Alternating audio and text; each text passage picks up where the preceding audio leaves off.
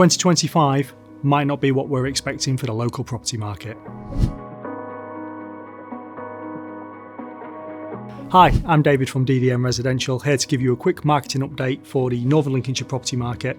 We're just coming to the end of January, so the first month of 2025. It's definitely optimistic, but there are uncertainties ahead. So let's talk about the positives.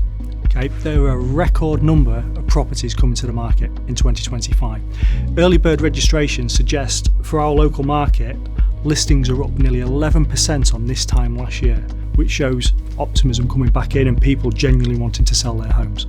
So our partners at Rightmove have released data to ourselves to say they have had the busiest start of the year when they've monitored mortgage applications for clients, which is brilliant. Now, when you couple that with the fact that the house prices are about £9,000 on average lower than they were in May 2024, you can see some real buyer intent, and this is what's driving sales in our local area.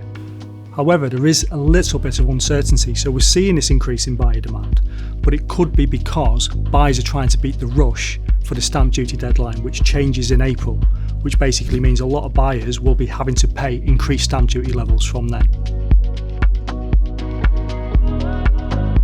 So what this means for sellers is, look, don't let that put you off selling your home. Just be wary. Just have it on the forefront of your mind that come April, we might see some renegotiation in prices as that cost of the stamp duty is passed on to your buyer. So my advice there would be, look, just be aware of it and just make sure you're competitively priced already, just to take into account any sort of change there. On the buyer's side, obviously you need to be aware of that as a buyer, that if you aren't completed by April, there is the possibility that you will be paying extra in stamp duty. However, good news on that front is that there will potentially be a mortgage rate drop. A lot of lenders are talking about it, which should see the cost of the average mortgage come down.